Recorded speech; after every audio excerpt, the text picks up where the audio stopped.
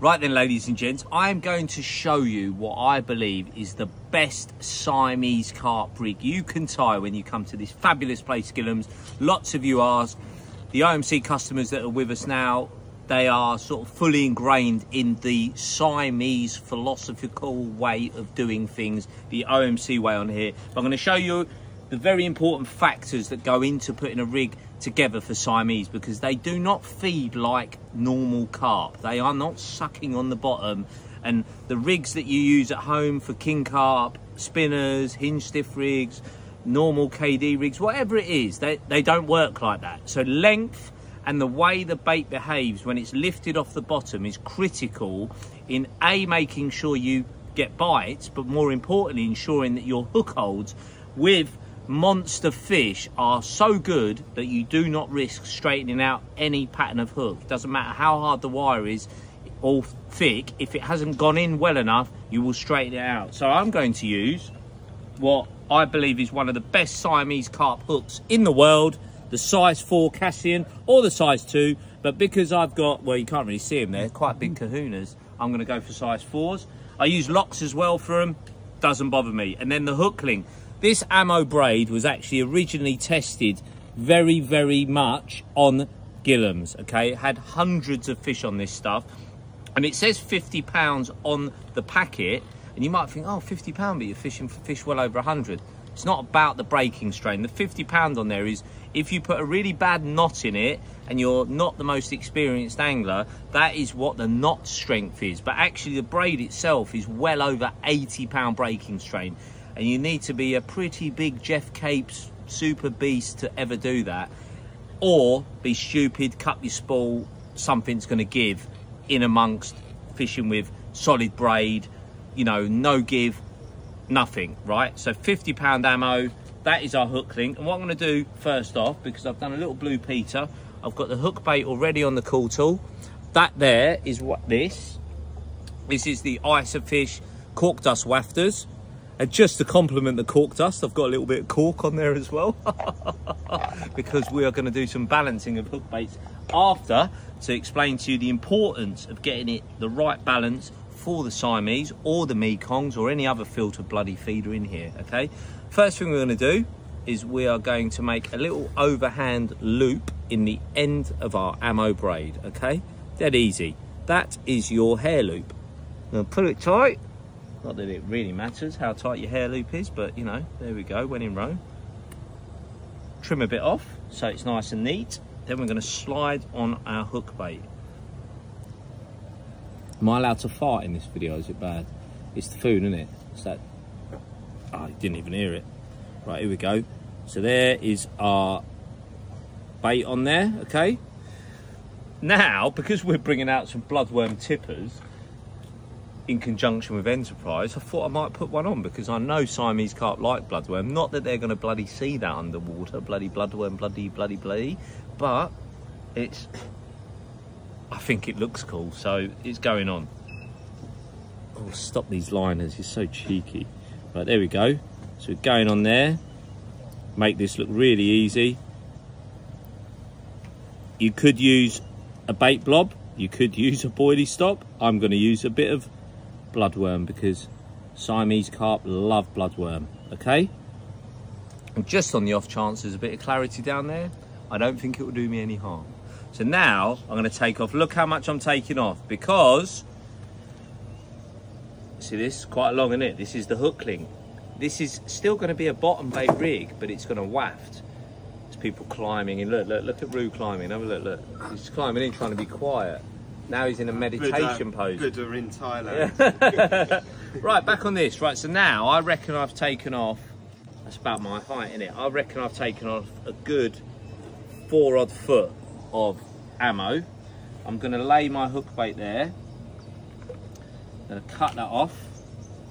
Yes, ladies and gents, that is a bottom bait rig. Mad old hook link, isn't it? That's what I'm saying. You're throwing out all your little philosophies in carp fishing, because this, they might be called Siamese carp, but that's where the similarity ends. Now I'm going to take a lovely sharp Cassian out, size 4. Just always check the point, make sure, and one of the little tests I do here, And these will get you quite a few fish to one hook because they've got such a durable and slightly shorter point to barb ratio. So that means that point's got a little bit more meat in it. So even the pinnacle is very sharp. They'll stay sharper for longer. So if you're having a very busy day, you won't need to tie as many rigs. Now, this is a very important part of this rig.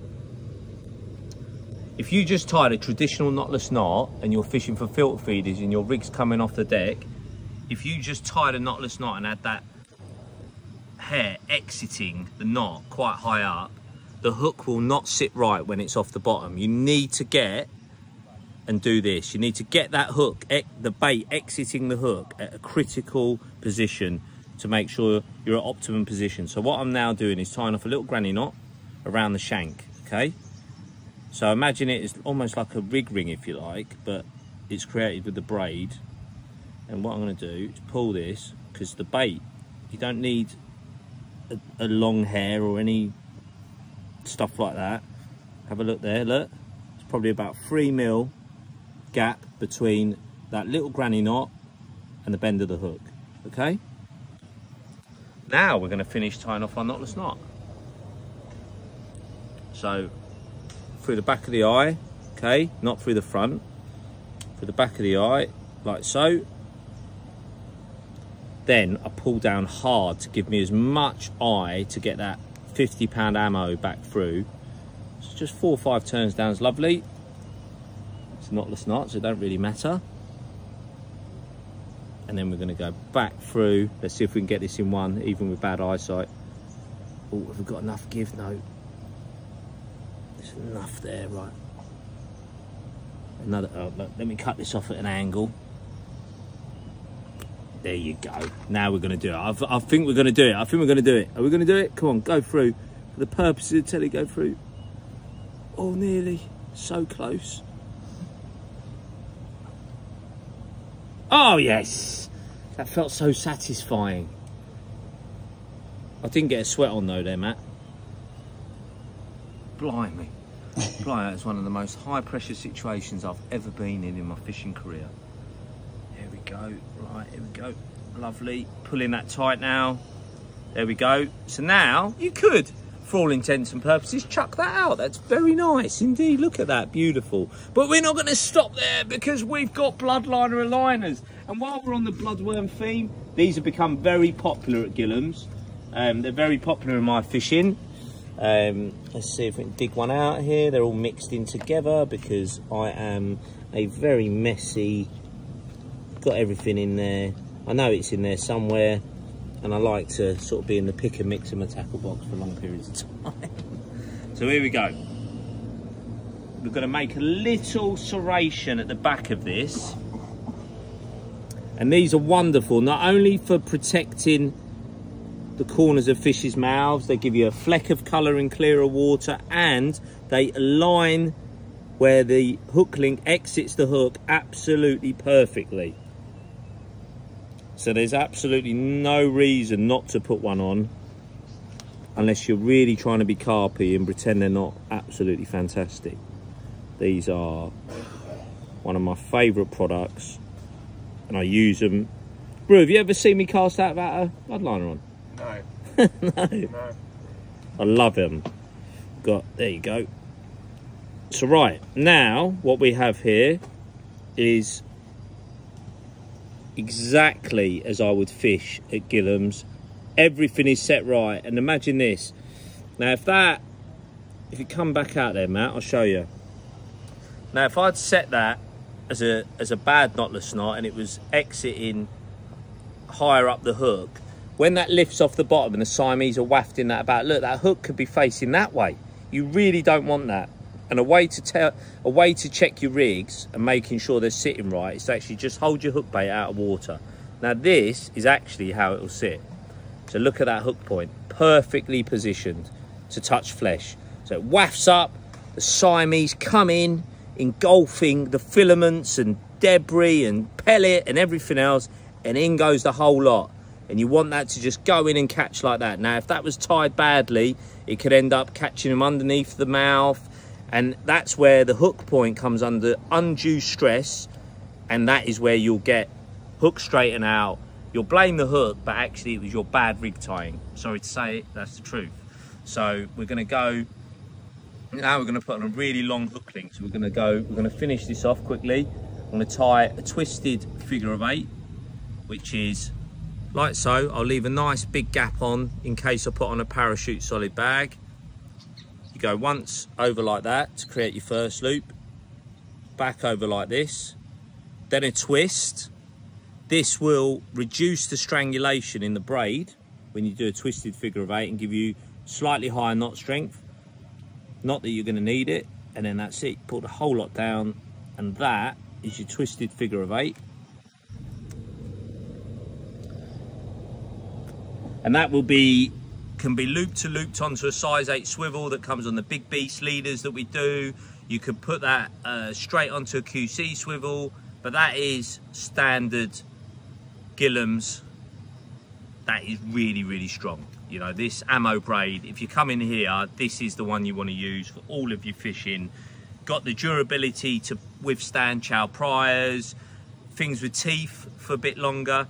Do not use shock leader materials that say they're 80, 60, 70. They are for casting. They are not for fishing with. They are too thin in diameter, and fish with teeth do not care what breaking strain it is. They're only interested in diameter, and they will just cut through it. Ammo braid, 50 pound. You will not go far wrong. Right, now to balancing up baits. Come on. Right, let's have a look. So, we are going to use the element of water for the exercise of balancing hook bait. So we'll have a look. Come over the top here, Matt. We're getting into the evening. Get down there. Right, so what we want is this hook bait to sink really slowly. Imagine I want it to sink like a broken down pellet bit of dust. All right, so this could float a bit. Right, so you need it to break the surface first. Right, how are we going? Right, so we're floating. Okay, so we're floating. I'm going to blame mainline for that because this cork dust wafter clearly has more cork in it than the other one. So this is why we get our Sunny skizzers out. Do you know the scissors were named after my sister?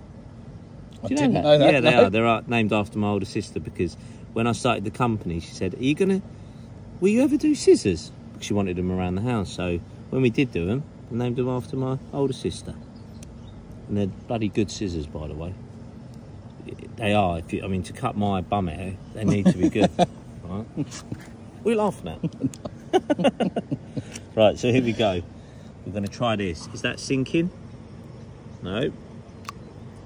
But that's good because what we're going to do now is slowly edge away a bit of the bait to give us more of a pellet shaped, slightly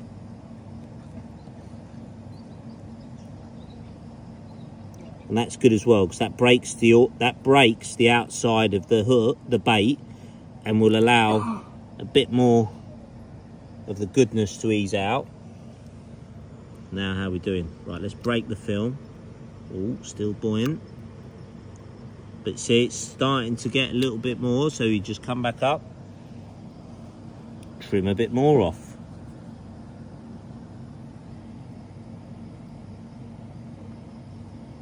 And you see what I'm doing now is starting to shape it like a pellet. And we're trying to get that really slow sinking, almost floating but sinking at the same time, if that makes any sense at all. Right, let's break the film. Oh, see now it's starting to hover. Don't need much more. Don't forget as well, it will absorb water. So you've really got to find that biting point. And to catch those really big Siamese, imagine a 100-pounder, how far that would be off the deck once it lifts up. It could be 2-3 foot off the bottom, facing upwards. So I really want this to behave like a couple of mil of broken pellet dust. Oh, it's getting there. See now, look, it's barely coming to the surface. Just a little bit more. Just a little bit more. And the thing is, with a cork dust wafters, you've got to know everyone in your tub is going to be ever so slightly different. So take the time to just get that right, because don't just presume every single one's going to be the same. But for Siamese carp, and filter feeders, it really doesn't matter whether you're hook bait, because they are coming in. Oh, Rue's phone's going, amateur. There we go, look. I'd like to just point out that Is, oh, come on, Matt, switch your phone off, mate. We're getting to the important bit. Cameraman's phone's going off, everyone. He's gonna, I'm gonna throw it in the lake. Right, so here we go. We nearly got there before BT call centre went off again. Right, so let's go down there. Just got to break the film. Now look, come on, go on. It's almost sinking, look. It's almost going to go. Is it going up or down? We're so close to getting that right. One little, I think one couple more little clips with the scissors.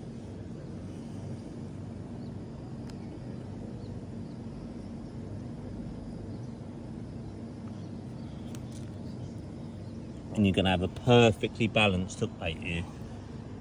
Now, look, it's going. And that is what I call a perfect sinking Siamese monster hook bait. How was that?